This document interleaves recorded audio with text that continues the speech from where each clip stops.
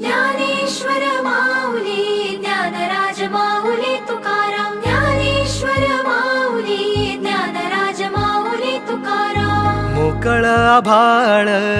पंढरीची वाट चालू लागली पाऊल नाम गोड ओठी माऊली माऊली अंतरी भेटीची चाहुल मोकळ आभाळ